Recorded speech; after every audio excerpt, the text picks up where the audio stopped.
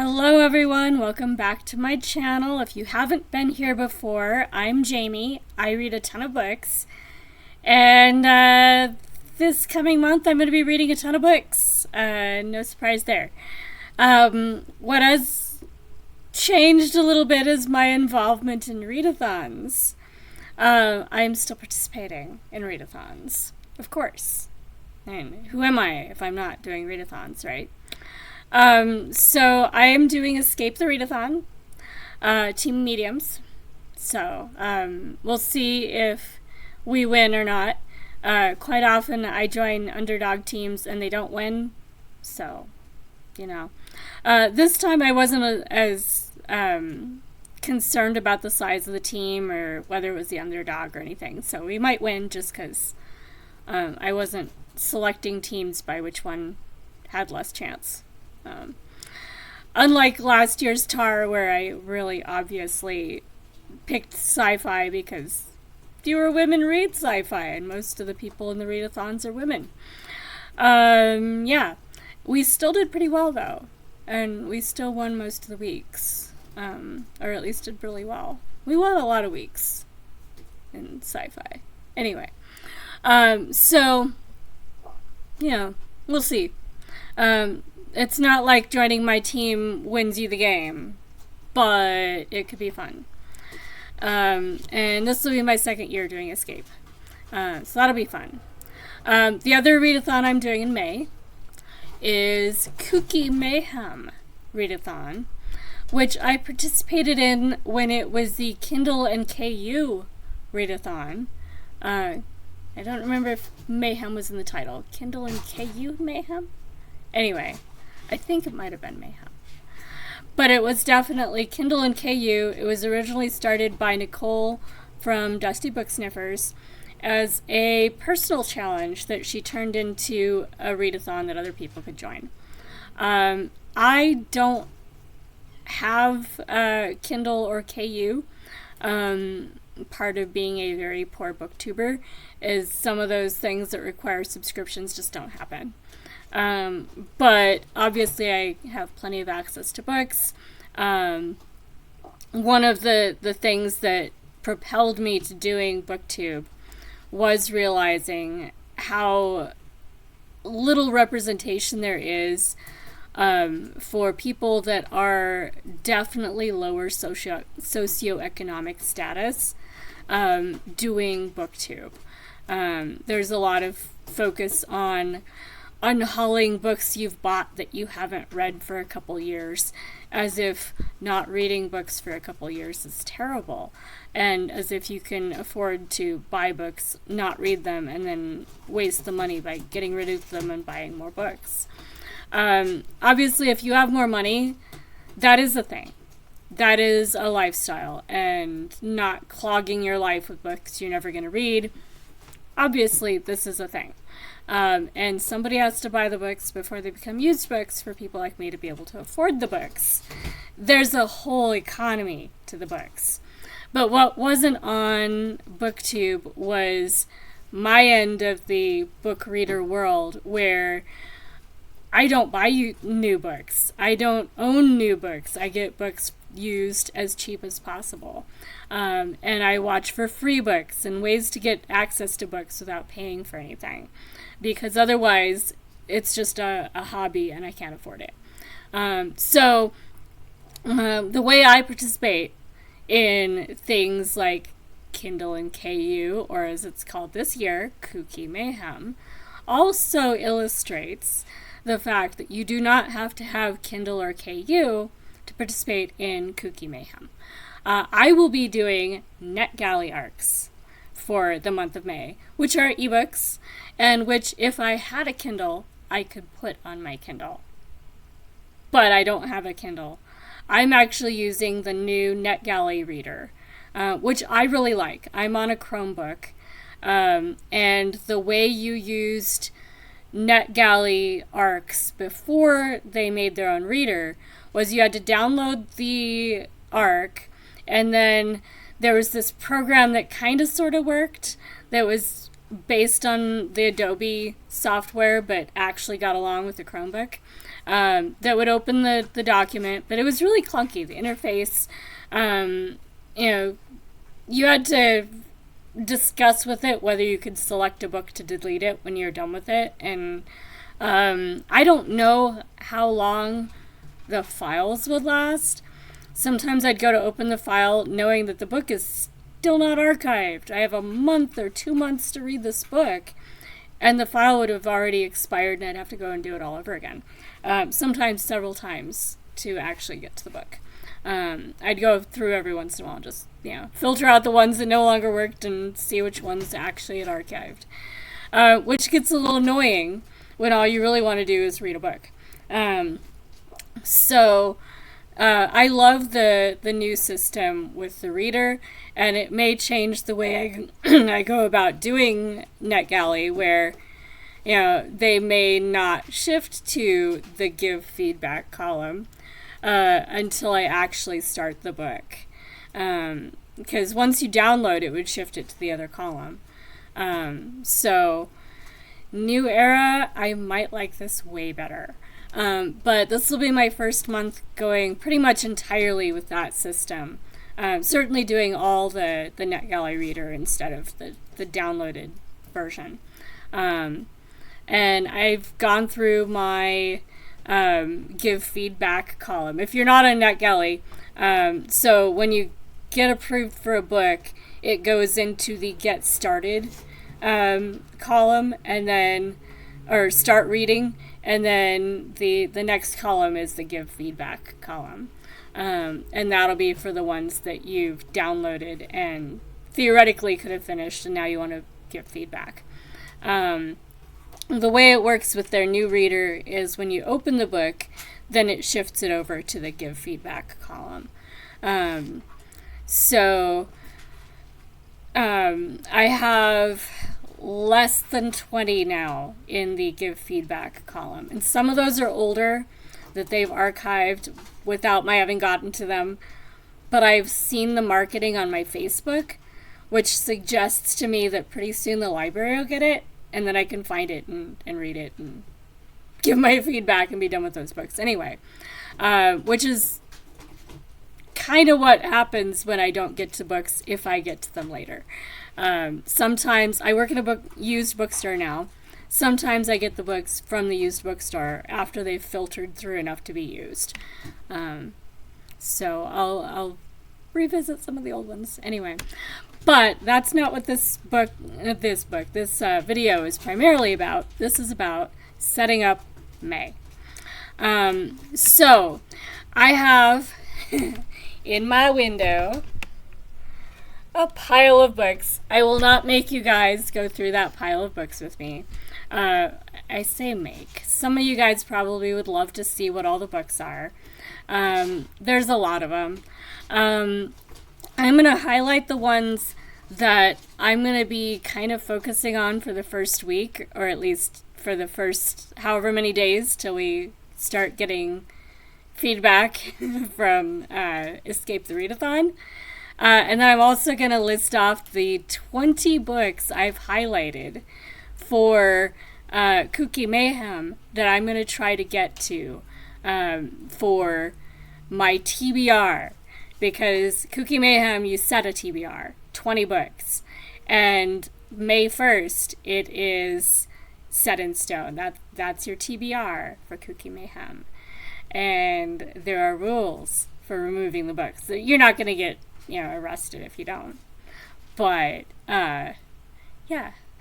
So, we'll start with the books I'm going to be focusing on for this week for Escape, because I can show them to you guys. And I may not go through all of them, because there's still more than I thought there were. But in keeping with the ARCs theme, I'm going to start with my ARCs that I have from Goodreads giveaways. I haven't won any yet this year that I know of. Maybe one. I don't think so. If so, I finished it. But all of these are from last year or earlier. I kind of fell off of even applying to those once I started really focusing on Netgalley, because I know if I'm going to get the Netgalley or not pretty quickly, and I can access it right away. And with the Goodreads giveaways, I hardly ever win them anymore. There are fewer of them than there used to be, and more people know about it. So the number of people you're competing with for each slot is bigger. And yeah, my sister has been going through those and actually applying for them, and she's been getting a lot more. So partly I'm just probably not trying. Anyway, these are the ones I'm going to focus on for the first part of May, getting into Escape the Readathon. I will not tell you guys what the prompt is that they are being applied to. And there may be more than one. Keeping in mind, I read a ton of books, so I can be reading for more than one prompt at the same time, and probably will. So here are some of the books I'm going to be focusing on. We have Broke in America. This one is a sociology nonfiction, seeing, understanding, and ending U.S. poverty. Should be interesting. It's a couple years old now, but the question of U.S. poverty and how it works and why it's there is very much in the current zeitgeist.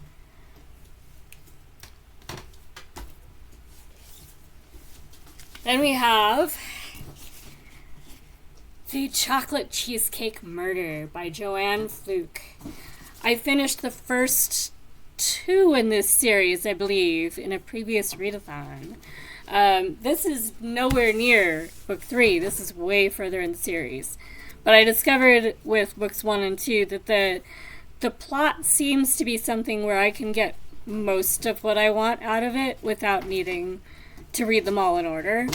And I'd like to get this one done because it's been with me for a while. And one of the things I do with series when I get them as arcs is I want to know if I saw this book on like a Walmart shelf or something and just needed something to read, would reading it out of order be a problem? Because that's something where if you've read the whole series, you don't notice what you're missing when you're reading, book 23 or whatever. So that is something that I feel I bring to the arc reading world is, can this book be read by someone new to the series without them feeling frustrated that they're missing too much? So that's kind of my logic for why I'm just going to get to this book without reading all the books in the series. I don't know which number it is. I don't think it's 23, but it's further along. We have The Age of Treachery, which I believe is a thriller by Gavin Scott. It's from a few years ago. It's definitely been out by now. It's set in 1946. After years of war, ex-Special Operations Executive Agent Duncan Forrester is back at his Oxford College as a junior ancient history fellow. So, set in a school setting, which would be useful for some prompts. Not what I'm reading it for, but good to know. This is one I put in for only because I liked X-Files and I wanted to see how David Duchovny is as an author. So we have Truly Like Lightning by David Duchovny. This might have been his first book. I don't know if he's done more. I obviously haven't read it yet, so I don't know if it's any good. But I think I've seen more books by him. I'm not sure.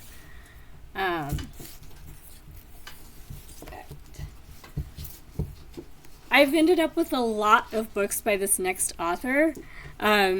So I'd like to start getting into him because I've got a bunch of them that if I like this one, I should read more of them and clear them from my queue. So this is Olin Steinhauer, The Middleman. And I've got maybe 3 or 4 other books by Steinhauer.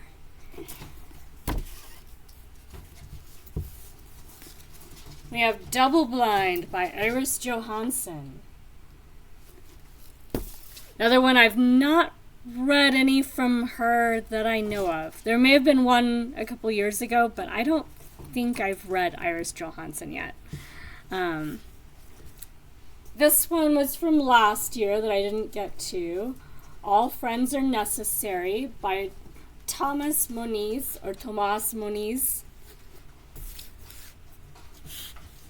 I just finished the audiobook of Agustina Basterica's novella, The Unworthy. Oh my gosh, that was dark. Like Handmaid's Tale meets The Road, kind of dark. It's pretty apt for that book. Really good, but really dark.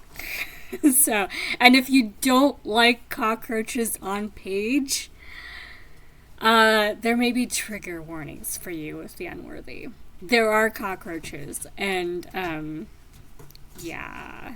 Anyway, but I got Tender as the Flesh as an arc. Never got to it. Obviously got to her novella that came out much more recently. Now I'm finally getting back to Tender as the Flesh. I've heard some things about this being dystopia. After reading or listening to The Unworthy, I have more of an idea what that might mean. So I am looking forward to this book. This one I've seen as one of the books by one of the guest,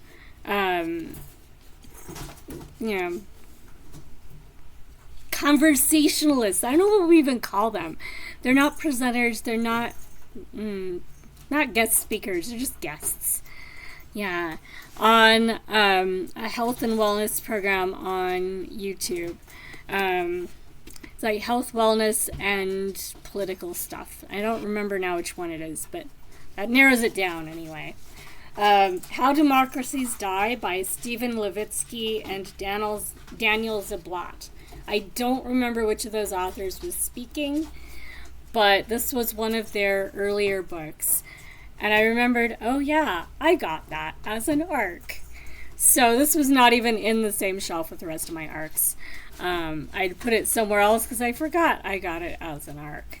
But this is very much relevant to a lot of concerns about the ways that the United States government structure is being undermined right now, and whether that is going to prove detrimental to the survival of democracy as a thing in the United States. And this is not a new concern, and there's been increasing divisiveness in U.S. politics for a while, so that instead of being issues we discuss, it's us versus them every election. And that's not normal. It's not new. It has happened before. But I don't know if it's been to this scale, especially since we have so many more people now. And there's so much more money and everything happens so quickly.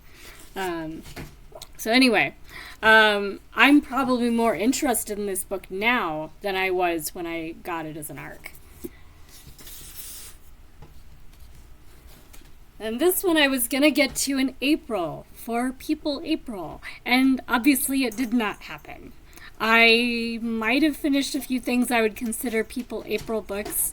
Like the Killing series by Bill O'Reilly were kind of about people, but not really memoirs, biographies, or anything like that. So I don't think People April was successful for me. I had a lot of great books stacked up, but I ended up doing other books. Anyway, Stalin's Englishmen is about one of the 5 Russian spies in English society that they operated for a long time. They were Englishmen that signed on to be agents for the Russians. And it was very embarrassing when everybody figured out who they were and what positions they were in. All right. Guys, don't fall over.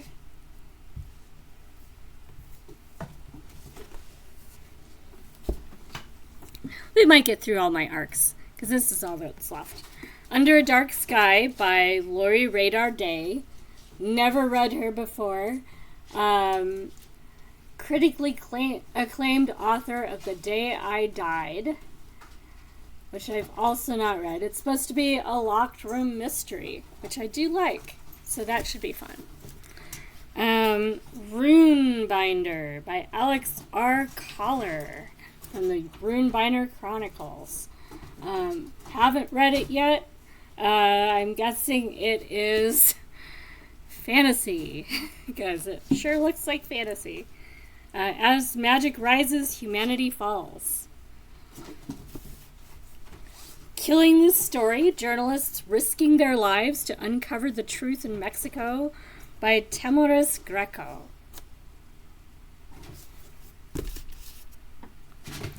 This one I'm probably not going to read all in one chunk. I might read a bit at a time because it's like essays and stuff. There is Simply Too Much to Think About by Saul Bellow. It's kind of a collection of shorter works by Saul Bellow. Mostly nonfiction, I think. But I haven't read it yet. I'm not really sure. And then this one, I'm not sure if it's going to be a DNF. I'll have to see how relevant it is. Because Bitcoin and other electronic currencies have been around for a while now. I still don't know how they work. I have kind of a vague idea, but like all that scandal about Trump and Melania having their own crypto coins and profiting in ways presidents are not supposed to do. I vaguely understand, like I understand the not profiting part. That's something that we learned in high school. Like, that's something everybody should know, and why is this not more of a problem kind of thing. But how the crypto coins work, that's new, and I've been out of school too long for that to be something that was part of anything I was being exposed to. And where I'm living now, my housemates know less than I do. So this one, Digital Gold, even if it's a little bit outdated, this is from earlier in the development of Bitcoin and might be helpful to figure out what the heck it is, how it works. And this one, let's see, it came out in 2015, which gives you some idea of how old it is. So it is going to be dated, but as just historical kind of background, I think I might need to read it. So that actually is all of my physical arcs. And a year ago, it was twice as many, and I only got 3 or 4 all last year. And the only one left from last year is the Tomas Moniz book. So last year I cleared most of my new physical arcs. So once I finish all the rest of these, which hopefully will happen in May, that wasn't a very big TBR for a Jamie for physical books in May. I might actually have 0 physical arcs. And then, I might apply for more in the Goodreads giveaways. But until I get to the point where publishers actually would care to send me books, I love books, please do. But until I get to the point where that's actually something reasonable for them to be doing with me, I may actually get down to 0 print arcs. So that would be pretty, incredible, unusual. Hasn't happened since I started doing Goodreads giveaway arcs. Anyway, so that's exciting. Now let me pull up my list of what I'm going to be reading in KuKi. Okay.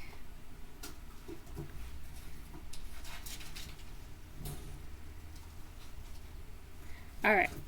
So, for KuKi Mayhem, I have 20 books that I have chosen, mostly based on when they archive.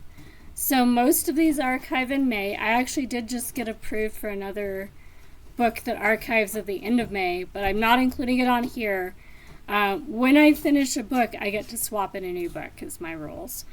So number 1, because it archives in May, early in May, I think the 4th or so.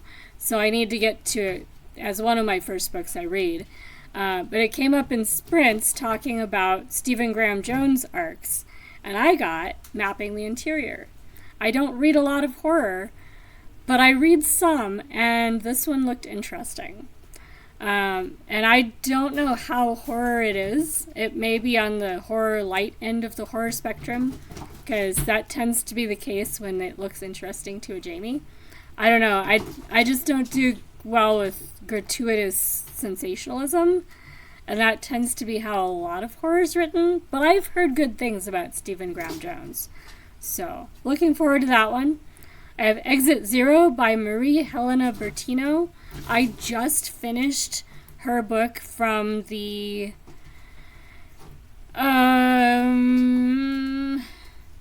is it from the BookTube prize checklist? I don't remember. I think that was the list that I was reading a book from her. So this will be her new book. I Contain Multitudes by Christopher Hawkins. Christopher, I know. Death of an Englishman by Anna Beer. Rebranding Autism by Klain Udi. Boy with Wings by Mark Mustian. Sedition by Marcus Alexander Gadsden. The Art of Murder by Maggie Giles. Children of Eve by John Connolly. The Burning Heart of the World by Nancy Krikorian.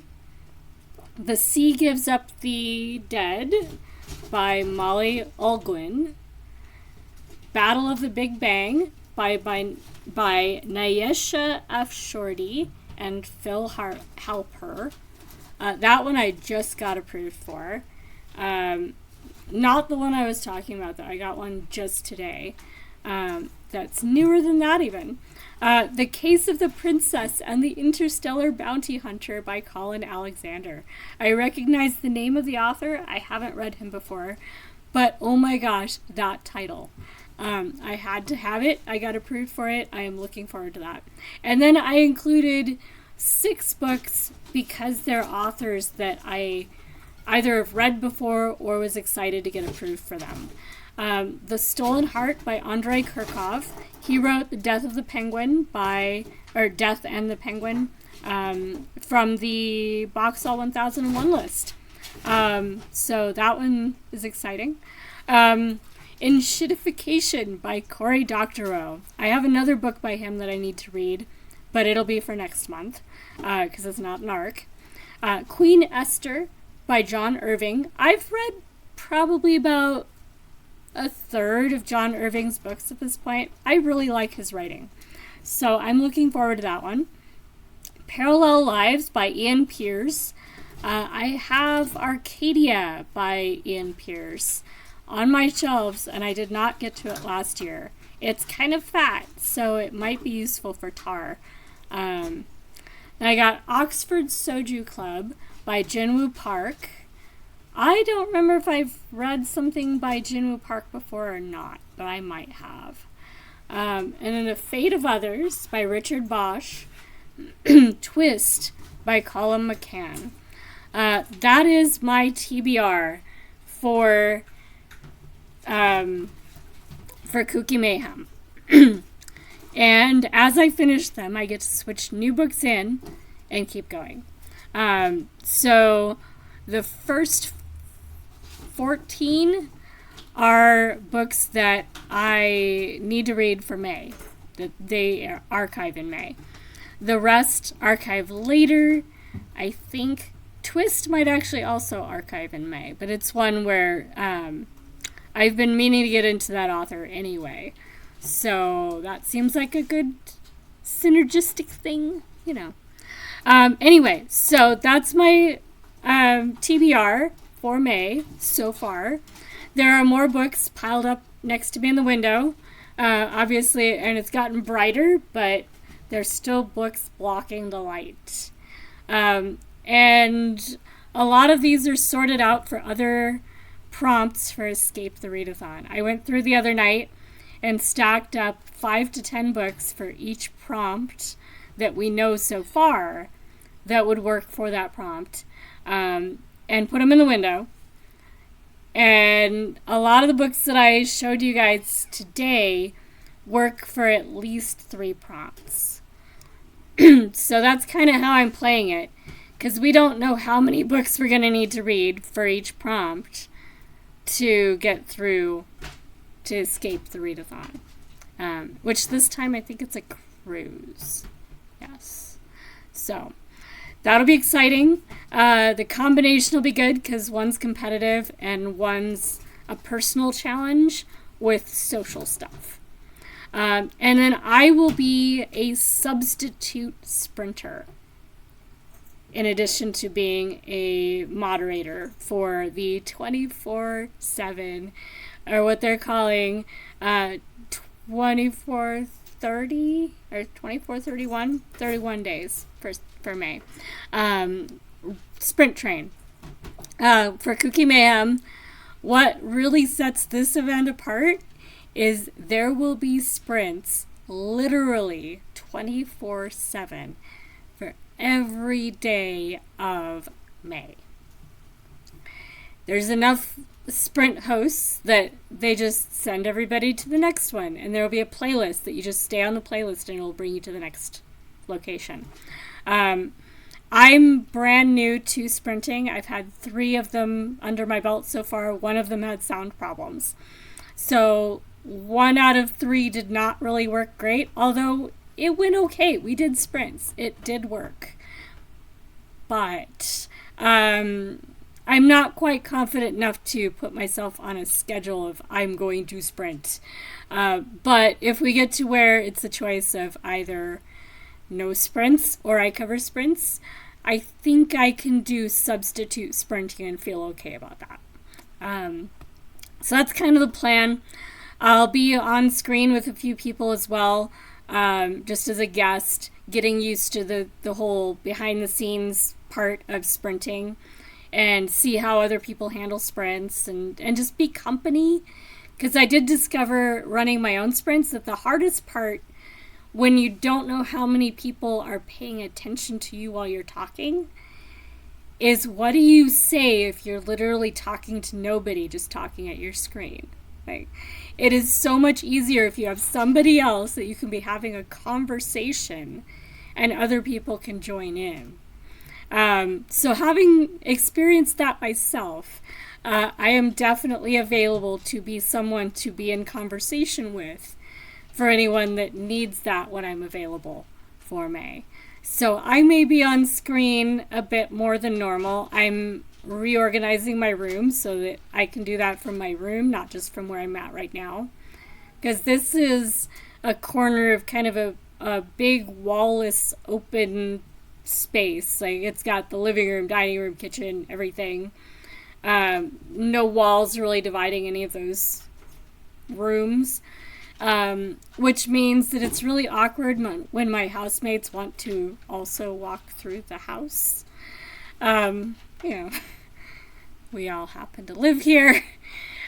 So with possibly being on screen at different times of day when it might be really awkward, I'm going to try and make it so my room is available as a filming option with better lighting and a good spot to set up. So that's one of the things I'm working on today and for the next couple days as we're getting everything going.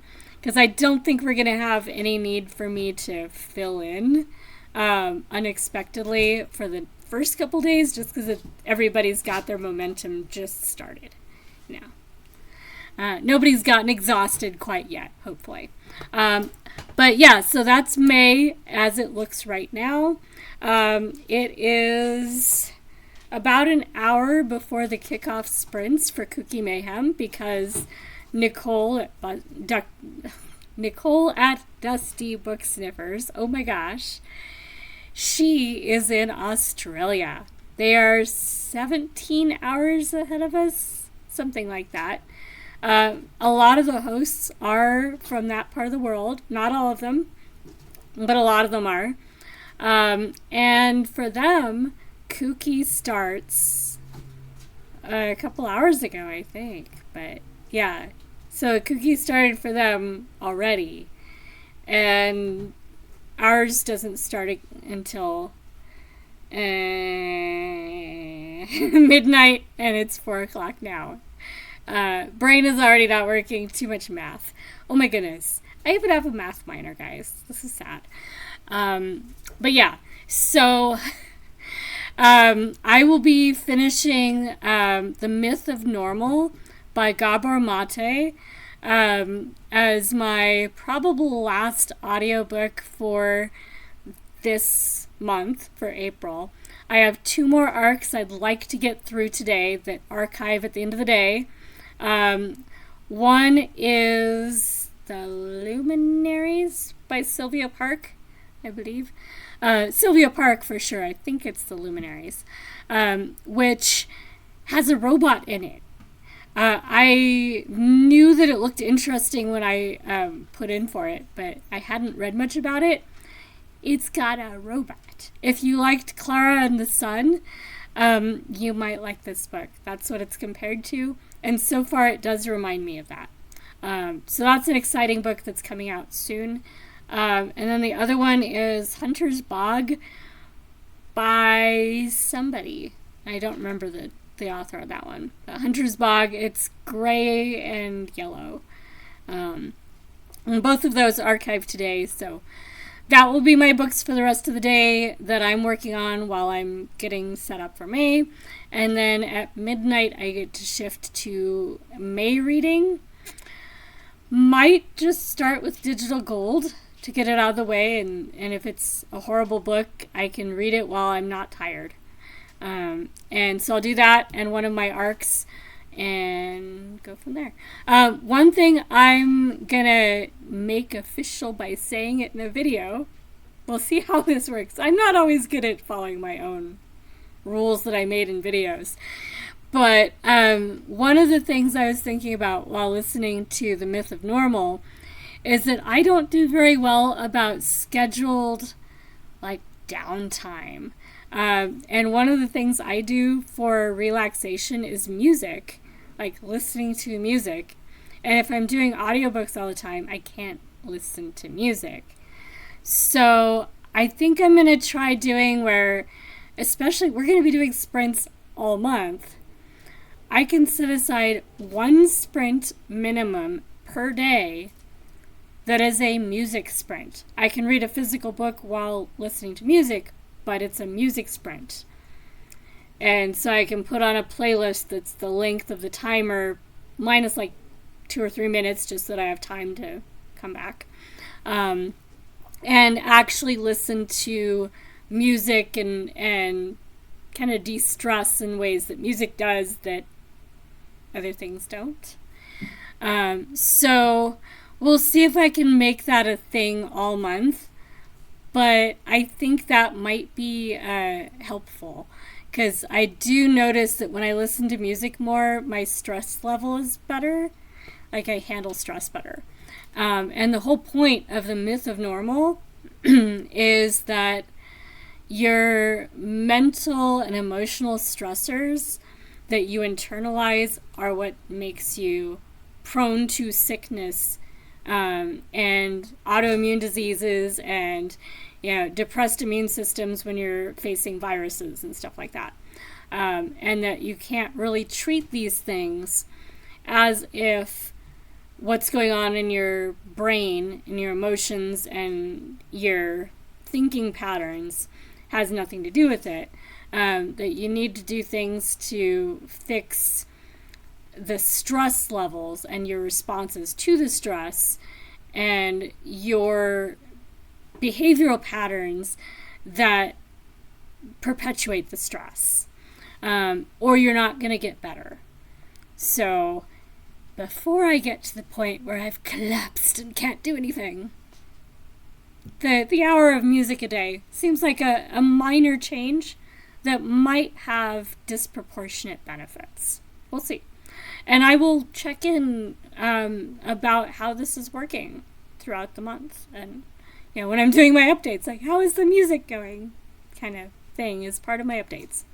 If it works, I might keep it all year, because certainly it's an easy way to de-stress if it works. So, I'm going to let you guys go. I've just hit the 40-minute mark. Long enough even for a TBR video. And I will catch you guys in the readathons or in the next video. Bye, guys!